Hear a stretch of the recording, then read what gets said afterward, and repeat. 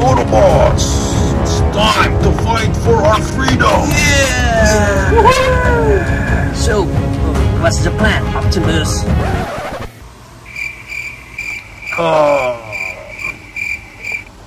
Plan? Yes, Optimus. We need to strategize for us to win against the Decepticons.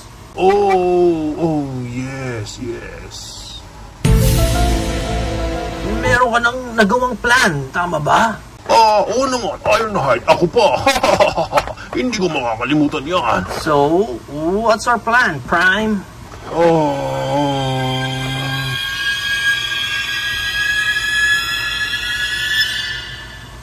Teka lang, I think maganda mag-meeting muna tayo. Wait lang.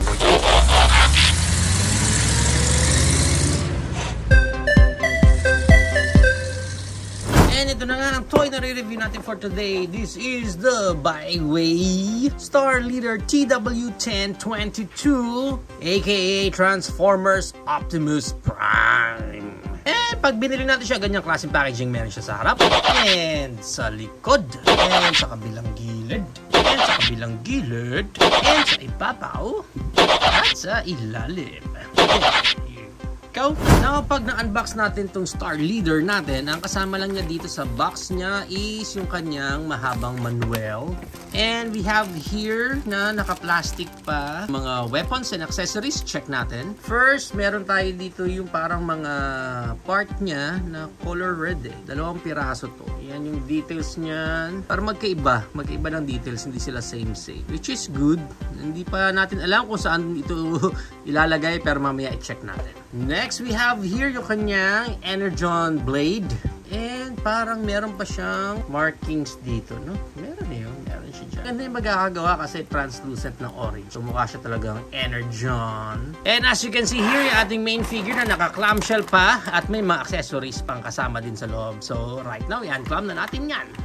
So right now, meron tayo ulit ditong kasama na Energon Blade. I-compare natin dito sa kasama doon sa pouch. This one, pareho lang sila eh. Ayan, no? Pareho lang sila ng itsura. The only difference we have here is yung kanilang hawakan. Itong kasama sa pouch is nandito yung handle niya. Pero itong kasama sa clamshell is dito straight mismo yung kanyang handle naman. Same lang. Yung pinaka-handle lang talaga ang pinagkaiba. And we have here naman yung kanyang alternate head. Yan ang itsura niya na meron siyang faceplate na dito. Yan, naka-faceplate. And butas talaga yun sa may mata niya. Moving right along, nandito na tayo sa ating main figure na si Optimus Prime. And let's check na yung details niya. Okay, ayan yung difference niya na. Tsaka itong alternate head niya na may faceplate na. Ganda yan. Okay, pa yung front niya. Yan. Okay, sa side. Yan ang itsura niya. Sa side niya. Yan. And sa likod niya, hindi ko alam kung ganito dapat ang itsura niyan kasi nakuha lang naman natin siya out from the box. And so, I'm not sure kung may mali pa dito sa transformation natin dito. Na dapat yata ito is naka-pin yan dyan. And dapat yata nakagan. Tapos ito is naka-fold. Naka-fold yata to eh. Kasi may peg siya dito eh. Yan. Okay. And then this one is naka-fold dito. I don't know kung tama pero masyado ng bulky yung back part dito ni Prime. Anyway, ayan na itsura niyan sa likod. Maganda naman pagdating sa lower part. Okay, so yan. And para sa articulation ni Prime, sa head niya is naka-ball joint. So, pwede mong ma-rotate yan. Ano siyang look up na ganyan and look down na ganyan. Okay, pagdating sa shoulder niya, yan ang kanyang Creed moment. Ganda nung kanyang arms wide open na pwede pang mas umangat pa ng konti yan. Pwede mong ma-rotate siya ng ganyan. Yung shoulder pad niya dito meron din. Sa bicep rotation niya, meron din. Ganyan. And yung kanyang elbow bend. Yan ang itsura ng kanyang elbow bend. And pagdating sa kamay niya, naro-rotate mo yan ng ganyan. And wala nang any articulation sa mga daliri niya. Pagdating sa waist niya, ayan, may articulation siya dyan. Although, masabit-sabit yung mga pieces niya sa likod dahil sa backpack niya. Kayang-kaya niya ang ating Vandam split. Yan, ganda. Split na split kahit na may gulong siya doon na nakaharang. Kanyang high kick. Ganyang kataas. Nice. And ang back kick niya, hindi gaano kasi nga tumatama na itong gulong niya. Pero okay na rin. And then, meron siyang rotation, pero dito na sa taas ng knee part niya. Galing sa knee bend. Ayan ang kanyang knee bend. Ganda eh. Ang ganda ng knee bend niya. Bend the bend. Knee pads niya. Yan, may articulation din yan dyan. And then, sa paa niya, pwede mo mababa ng ganyan. And pwede niyang maitaas ng ganyan. Meron din siyang tiltage sa part na yan. Let's try na yung mga accessories niya. First na ikabit natin dito is yung kanyang alternate head na ang gagawin mo lang is pop off. Tanggal talaga. And then kakabit lang natin yan ng pag ganyan. Mas maganda itsura niya pag ganyan. Now itong dalawang accessories niya na to, walang nakalagay dito sa manual kung saan natin pwede ilagay yung part na yun. Anyway, mamaya na natin pag-isipan itong part na yan. Try muna natin yung blade na kasama niya mismo sa clamshell niya, which is yung hawakan nga niya is directly on sa kanyang handle. Yan, okay. So, yan ang pinaka-itsura niyan eh. Pero, kung ito ang gagamitin nyo, na nandito naman yung handle niya, na naman siya kakabit. Yan, okay. So, effect lang nito ang mas lumabas siya dito sa part niya na to instead of hawak lang yan ng pataas. Ganyan eh, diba? Isang good din naman. Maganda. Now, let's proceed na sa kanyang transformation. First na gagawin natin is pin mo to, yung part na yan. Ganon din dito sa kabila. I-unpeg mo na yan. Ipit na naman. Yan. And then, yung kamay niya is fold natin yan. Okay? So, ganon din dito sa kabila. I-fold na rin natin yan. Once na na-fold mo yan, pwede mo nang rotate ng ganyan. Ganon din dito sa kabila. Yan. Pag ganyan. And then, ganon din dito is parang itatago mo na siya. Yan. Okay? So, ganyan dapat ang itsura ng kamay niya. After this, punta tayo dito sa likod. And then, i-open na natin to. Open and open. And then, baba na natin. Ganyan. And then, from here, iaangat mo naman itong part na to. Yan. Open na natin itong part na to. Yan. Actually, itong part na to. Tatanggalin. Yan, peg mo na yan dyan sa shoulder niya. Yan, pag ganyan. Okay? So, parang sa harap is ganyan na magiging itsura niya. Ang hirap na naman sundan ng instructions nila eh. So, looks like hindi ko na masusundan itong manual natin dito. But, I think ang gagawin nyo after nyo malagay sa ganyan yung position itong part na to. Ito is dapat dyan siya papasok. Anyway, bago na lang muna siguro yan, is i-open na lang muna natin itong part na to. Pag na-open mo yan, punta siya. Yan, dyan sa bandang likod.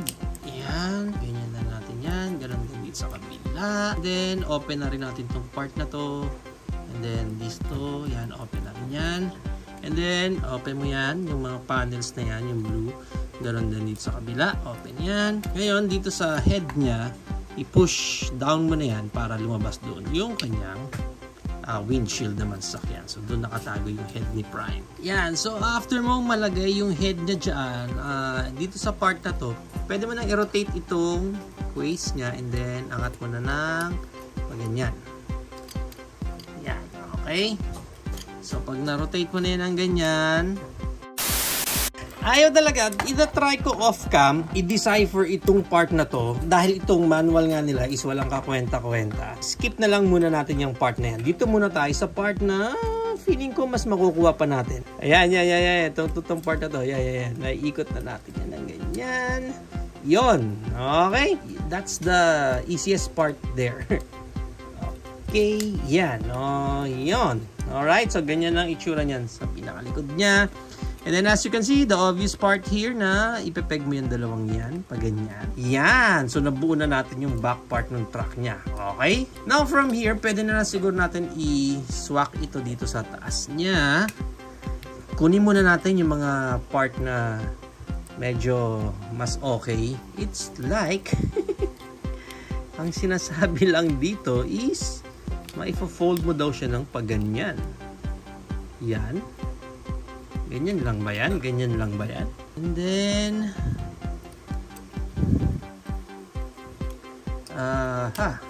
yon, bababa natin itong part na to. Then, sit natin siya dyan pag ganyan. So, ganun din dito sa part na to. So, yan. Tapos, ipepeg mo na lang itong mga panels na dyan sa gilid. Then, this one, open mo na rin yan. Then, fold mo na lang ng paganyan. So, yan ang itsura niyan dyan. Okay, so, obviously, this one is aangat siya dapat. Although, kataka ako dito. Feeling ko may kulang pa tayong nagagawa dito. Ifo-fold ba? Ayun! Okay! Ifo-fold mo pa pala yung katawan niya na yun. Basta, ifo-fold ka pa. Yan, no? Yun, lumabas yun. Tapos from there, yun, parang hatake mo pa siya. Ifo-fold out mo ng mas matindi yung part. Then, here, pwede mo nang i-fold yun ng yan, okay. So, buo na natin yung likod niya. Whew! At balik tayo dito sa pinakamagulong buhay ni Prime. Okay. Looks like ganito siya mangyari. From here, dito sa loob, di ba, pag ganyan. So, fold mo ito, pag ganyan, and then, ikot mo na ito. Yan, pag ganyan. Tapos, yung hinahanapan natin na ano kaya yung magko-cover doon. Kasi hindi pwedeng open lang. Looks like ito na yun. So, i-open mo siya. Mukhang yun. Yan. Ayun. Parang yun nga. So, yun. No? So, may cover na siya ngayon sa loob. Hindi na siya open. So, ngayon, itong arms natin dito is this part na to, dapat mapunta na siya dito. So, ang gagawin natin is, iaangat natin. Yan. Pag ganyan siya. So, fold na natin yan ng pag ganyan. Tapos, doon nga siya mapupunta. Yan. Okay, yung peg na yan dapat nandun yan sa loob. Yun! Okay. Nakita nyo mga kababayan? Yan. Ganyan siya dapat. Anyway, ito muna. Bumper niya sa harap. Secure mo muna yan dyan. Tapos, tsaka natin masisecure. Ito sigurong gulong niya dyan. Wala hindi naman maganda yung ganung peg. Anyway, ayan na yung pinaka-itsura niya. Pero kumakalas talaga siya. Ay, naka! Ubus oras sa transformation. Anyway, gets you na. Kailangan gawing dyan. Makulit lang talaga itong mga part nyo na yan. So, ngayon, dito naman tayo sa kabila. Open mo na ito. Yan, kasi doon siya mag-fold. Yan, no? Parang ganyan ang itsura niyan sa ilalim. Okay, and then this one, fold na natin siya ng pataas. Yan. So, pwede mo na siguro pagduktongin itong dalawa. Para lang, for the sake na manahimik na siya. Yan. Kung alam kung paano siya sisiksik doon, basta dyan daw. Yan. And then, itong bumper niya. Ganyan. Yaw talaga. May peg pala siya dito eh. May peg siya doon, no? Nagtatama. So, looks like magka-opposite naman yung mga pegs niya doon. Yun. Okay. Yan. Open muna natin itong bumper niya para lang makita niyo. So, okay. Ganyan ang itsura niya sa harap. Tapos, yun. Duduktong mo siya ng pag-ganyan. Nakahinga din ako.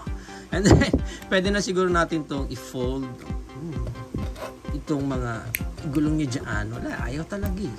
Bakit ayaw? Wala, dito okay naman eh. Pwede na natin i-fold to. Ayan, no? Dito sa side na to, wala nang problem dyan. Ngayon, dito sa side na to, ito ang problem. Kaya, mahirap siyang i-fold ngayon. Pero dapat mafo-fold siya papunta dyan. Yan. Kumapit ka. Yan. Okay, may mga konting gaps pa tayong nakikita kasi nga hindi perfectly fit yung mga pegs niya. Ayusin mo na yung smokestack dyan. Ganun din dito. Ayusin mo na yan dyan. Yan. Okay. Okay. Wow!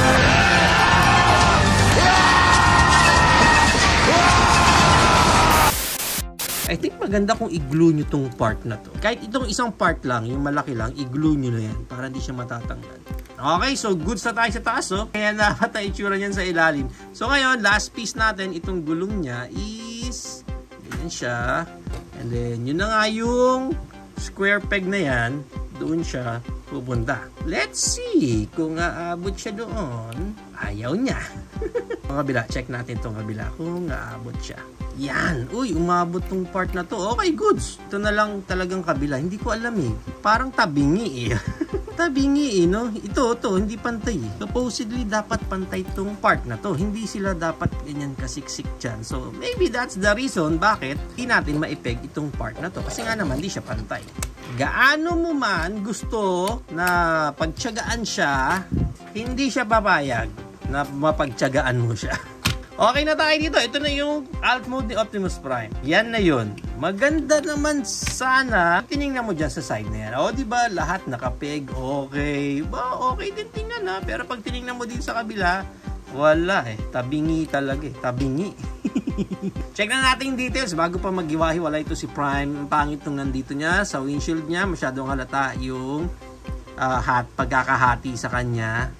That's why hindi maganda itong part na to. Although yung mga paint apps niya dito nung kanyang mga flames, okay naman. Aesthetically speaking, looks fine. Hindi lang talaga ganun maganda yung feel sa kanya kasi alam mong may mga pegs na mahirap i-peg sa isa't isa. May mga pegs issues din siya.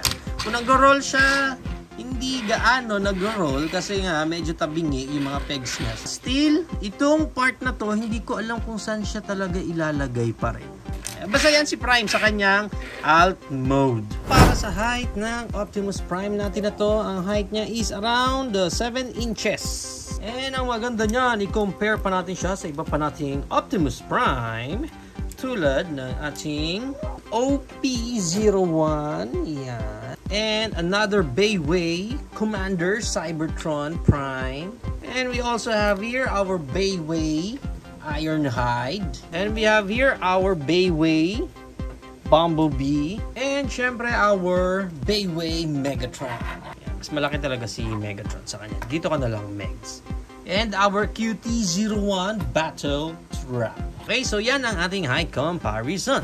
So if you are planning to buy the Star Leader Bayway Optimus Prime, ang price range niya is around 700 up to 1,100 pesos. Depende na lang again kung saan market kayo makakakuha ng Optimus Prime na to or kung kukunin nyo yung included na yung upgrade weapons naman niya. So there you have it now guys. Ito na ang Bayway. Ito na. Ang ating Bayway Star Leader 1022 aka Transformers Optimus Prime. Now for me, kung kukuha ako nito, I think mag-stick around na lang ako dito sa kanya as a display. Aesthetically speaking, maganda naman siya, di ba? Ako titingnan mo, maayos naman yung itsura dito ni Prime. Sa mga nagustuhan kong design sa kanya or parts sa kanya is itong area niya na to sa harap. Actually, this one is diecast and itong taas din yata nung hita niya is diecast and itong mga paa niya diecast.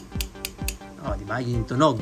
Ang maganda rin sa kanya is yung mga articulation niya, kahit papaano pwede mo siyang maiposing. Gusto mong articulation sa kanya, although ang isa sa downside niya, pansin ko, itong mga mushroom pegs niya dito sa kamay niya, mabilis matanggal. So whenever I rotate it lang, bigyan ko lang siyang simpleng rotation, ayun, natatanggal. So hindi maganda yung pagkakagawa ng mga mushroom pegs niya sa magkabilang kamay niya. And if you deep dive pa sa Optimus Prime na to at nakaabot kayo sa kanyang transformation, I think yun yung pinaka-worst niya. Dahil may mga pegs siya na ayaw lumusot, ayaw kumapit, medyo galit-galit din yung iba niyang pegs. Again, hindi pa rin ako satisfied nung na-transform na natin siya sa kanyang track mode. And ang pinaka-worst talaga sa buong figure na to is yung kanyang manual. This one is, pag nakuha nyo, pwede nyo nang itapon kaagad dyan. Hindi ko rin pa alam until now kung saan nga ba ilalagay itong dalawang part niya na to. Wala. So, if you know guys kung saan to ilalagay, please comment it down below nga para at least turuan nyo naman ako kung saan natin to pwedeng mailagay. But then again, kung pang di-display mo lang naman siya para sa collection mo, para at least meron ka ng Optimus Prime, hindi siya mahirap itayo, kaya masarap siyang i-display kagad or i-posing sa whatever way na gusto mo, I think doon magsha-shine itong Optimus Prime nyo na to. Pag dinisplay mo lang talaga siya kasama ng ibang Transformers the movie na character na meron ka.